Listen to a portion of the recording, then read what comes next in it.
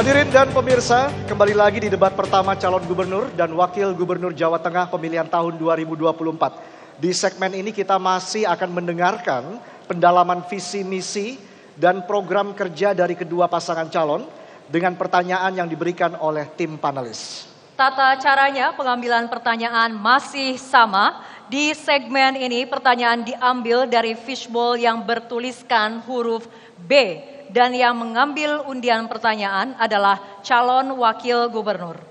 Selain menjawab pertanyaan, masing-masing calon wakil gubernur diberikan kesempatan untuk saling menanggapi dan saling memberikan respon. Untuk itu kami persilakan kedua pasangan calon untuk berdiri kembali dan menuju ke podium.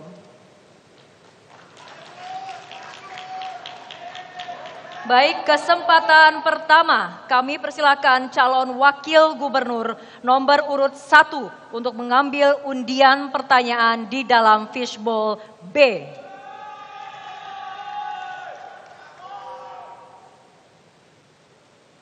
Boleh disebutkan angka dan diperlihatkan kepada hadirin dan juga kamera.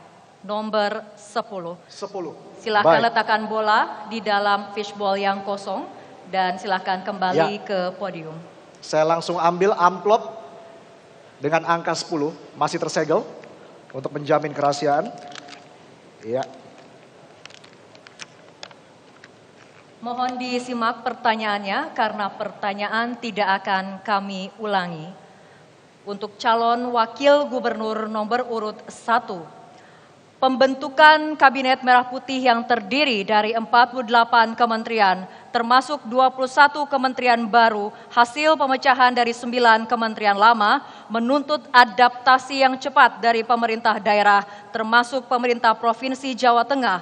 Hal ini menuntut penyesuaian SOTK, susunan organisasi tata kerja, baik dari segi struktur maupun fungsi, guna memastikan organisasi pemerintah daerah koheren dengan pemerintah pusat. Pertanyaannya adalah, dalam menghadapi perubahan struktur kementerian tersebut, strategi apa yang akan Anda jalankan agar kebijakan provinsi dapat segera beradaptasi dengan struktur kementerian yang baru, sehingga tertib secara administratif sekaligus juga tetap menjamin efektivitas pemerintahan. Waktu Anda menjawab 3 menit dimulai ketika Anda berbicara, silahkan. Baik, terima kasih. Terbentuknya kabinet baru yang dipimpin oleh Pak Prabowo sebagai presiden dan Mas Gibran sebagai wakil presiden, tentu saja harus ada penyesuaian sampai di tingkat bawah, terutama di tingkat provinsi. Kami melihat memang kementeriannya hampir-hampir berubah total. Banyak sekali dan tentu saja ini perlu penyesuaian di tingkat level provinsi, terutama untuk OPD yang ada di tingkat provinsi maupun kota kabupaten. Buat kami, apa yang menjadi keputusan pemerintah pusat harus kami jalankan. Karena kita adalah kepanjangan dari pemerintah pusat. Akan tetapi perubahan SOTK ini tidak bisa serta-merta kami jalankan. Pak Andika dan saya pada saat terpilih, pada saat kemudian belum ada peraturan pemerintah yang mengatur tentang SOTK yang baru.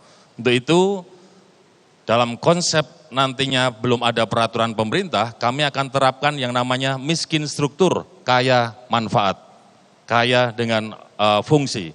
Maka dengan kondisi yang ada, kita akan menyesuaikan supaya langkah-langkah pemerintah provinsi ke depan berjalan sesuai dengan aturan, kemanfaatan terutama untuk masyarakat, dan mudah-mudahan menghasilkan performance Jawa Tengah yang lebih baik, lebih sejahtera, dan lebih perkasa. Terima kasih. Waktu Anda menjawab masih tersedia, apakah Anda yang ditambahkan atau sudah cukup? Sudah cukup, terima kasih. Berikutnya kami persilahkan kepada calon wakil gubernur nomor urut 2 menanggapi jawaban dari calon wakil gubernur nomor urut 1. Waktu Anda menanggapi 2 menit, silahkan. Ya, terima kasih moderator bahwa Kabinet Merah Putih yang dipimpin oleh Bapak Presiden Prabowo sudah terbentuk. Bahwa memang ada perubahan seperti yang disampaikan Mas Hendy tadi, ada loh tambahan lembaga-lembaga terkait Badan Percepatan Penanggulangan Kemiskinan, ada Badan Pangan Nasional, bahwa kita, pemerintah Provinsi Jawa Tengah, pada Undang-Undang nomor 23 tahun 2014 yaitu kami menjadi tangan panjang pemerintah pusat. Di Sinas pemerintah Provinsi Jawa Tengah perlu kita ketahui bahwa kita memiliki 34 terdiri dari 21 dinas dan 7 badan.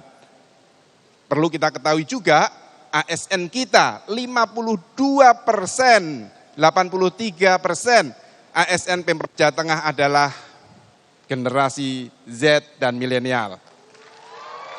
Perlu diketahui Mas Hendi bahwa ASN kita pemerintah Provinsi Jawa Tengah sudah terbiasa dengan reformasi birokrasi. Kami pernah melakukan satu OPD, satu desa binaan, yang mana semua OPD ini harus mengetahui pekerjaan seluruh pemerintah Provinsi Jawa Tengah. Sehingga ketika ada perubahan di pemerintah pusat, itu sudah wajar dan kita akan segera menyesuaikan dengan cepat. Terima kasih. Waktu masih tersedia, apakah ingin ditambahkan atau sudah cukup? Cukup. Sudah cukup, baik. Pendukung harap tenang. Terima kasih. Selanjutnya kami persilahkan calon wakil gubernur nomor urut 1 untuk merespon tanggapan dari calon wakil gubernur nomor urut 2. Waktu Anda 2 menit, silahkan. Terima kasih.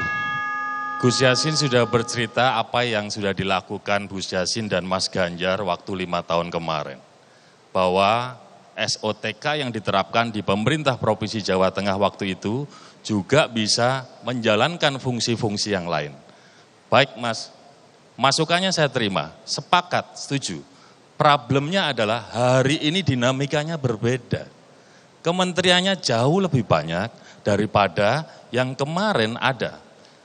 Maka yang menurut saya setuju dengan masukan Gus Yassin, tapi menurut saya, ayo kita tunggu PP-nya dulu Gus. Daripada nanti kita ngerjain, kita keliru, ternyata APBD yang dialokasikan tidak bisa untuk kemanfaatan yang sedang kita terapkan, nanti jangan-jangan jadi persoalan di kemudian hari. Tapi masukan Gus Yassin kita terima, siap. Kita adalah Hopeng, kita brother. Terima kasih.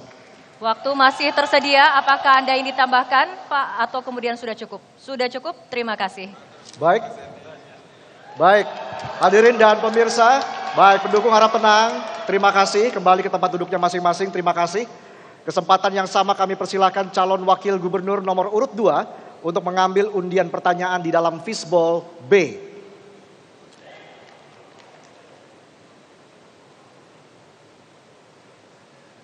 Silakan ditunjukkan dan disebutkan huruf angka 6. Baik, terima kasih, silakan dimasukkan kembali ke fishbowl yang di tengah. Angka 6, iya. 6, amplopnya masih tersegel untuk calon wakil gubernur nomor urut 2. Kita mulai. Kapasitas institusi merupakan salah satu pilar utama dalam Indeks Daya Saing Daerah atau IDSD yang mencerminkan kualitas tata kelola dan kepemimpinan di suatu daerah. Pada tahun 2023, Jawa Tengah mencatat capaian kapasitas institusi sebesar 4,49, lebih baik dari angka nasional 4,30. Namun masih terdapat tantangan serius terutama dalam indikator kejadian pungutan liar atau pungli yang angkanya adalah 4,96, lebih tinggi dari angka nasional 4,77. Pungli tidak hanya merusak integritas lembaga publik, tetapi juga menghambat daya saing dan menurunkan kepercayaan masyarakat terhadap pemerintah. Pertanyaannya, melihat masih tingginya kasus pungli di Jawa Tengah, inovasi kebijakan publik apa yang akan Anda terapkan untuk memberantas pungli secara sistematis dan menciptakan perubahan nyata dalam meningkatkan integritas institusi serta daya saing daerah? Waktu menjawab 3 menit, kami persilahkan. Iya, terima kasih.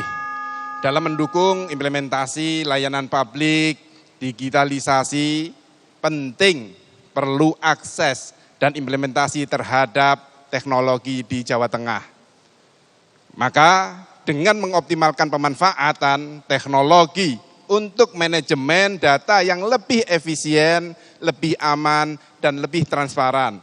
Kita tahu bahwa Jawa Tengah telah memiliki peraturan daerah nomor 7 tahun 2015 tentang pelayanan publik. Temuan potensi pelanggaran dalam penyiaran di Jawa Tengah pada periode 2019-2023 mengalami peningkatan rata-rata sebesar 18%. Kategori dengan presentasi pelanggaran yaitu tertinggi adalah konten kekerasan.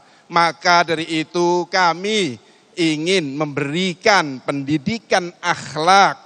Pemimpin juga harus memiliki jiwa suri tauladan bagi seluruh ASN dan masyarakat Jawa Tengah. Kami juga akan memberikan pelatihan pendidikan anti korupsi yang berbasis ISO 37001 untuk ASN dan penyelenggara pemerintah desa. Kami juga akan memberikan melakukan perizinan tanpa tatap muka dengan satu aplikasi Jateng Ngopeni.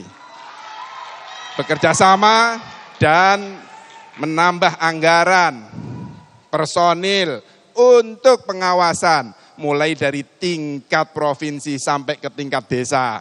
Kami juga akan meningkatkan APIP yang selama ini mengawasi pemerintah provinsi dan kabupaten kota. Kita akan tingkatkan sampai ke pemerintah desa karena kami sayang kepada warga Jawa Tengah. Sehingga tidak akan lagi ada pungli, tidak ada lagi korupsi, yang akan kita tingkatkan adalah integritas. Bapak Ibu yang kami hormati, tentu untuk daya saing kami ingin warga Jawa Tengah yang sudah kondusif, mari kita tambah kondusifkan.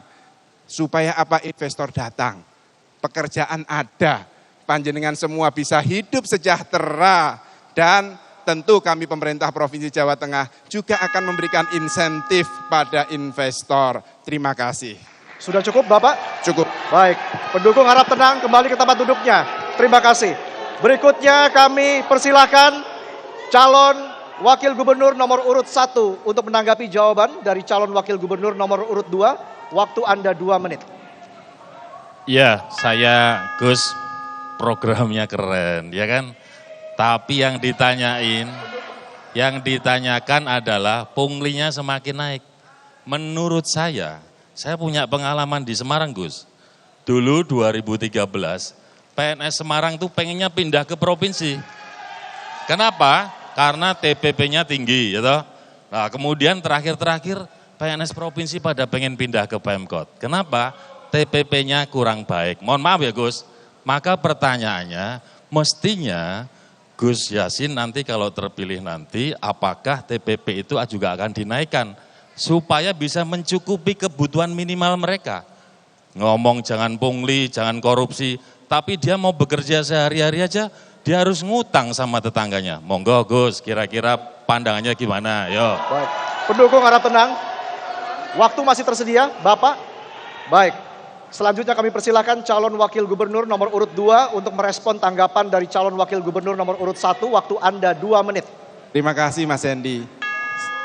Terima kasih Mas Hendy. Sebenarnya tadi kalau Mas Hendy menyimak apa yang disampaikan oleh Gubernur saya, beliau pasti sudah mendengar bahwa TPP untuk urusan pungli akan ditingkatkan karena apa? Kinerjanya yang baik. Mohon tenang. Kalau SOP-nya saja diperbaiki, itu tidak menjamin bagaimana pemerintah kita itu sudah memperketat untuk pertemunya antara ASN dengan investor. Bagaimana tidak kita ketati antara pertemuan ASN dengan masyarakat. Sudah ketat semua. Akan tetapi kami menambahi, bukan hanya memperbaiki SOP saja, akan tetapi akan menambahi pendidikan akhlak, pendidikan moral.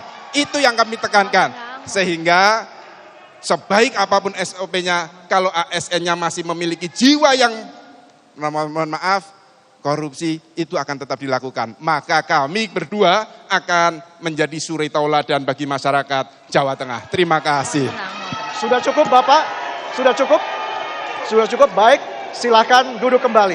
Baik, kita akan berikan apresiasi kepada para kedua calon Wakil Gubernur Provinsi Jawa Tengah 2024 Debat masih akan berlanjut di segmen berikutnya di mana para pasangan calon akan saling bertanya, menjawab, menanggapi dan juga merespon. Tetaplah bersama kami di debat pertama calon gubernur dan wakil gubernur Provinsi Jawa Tengah 2024.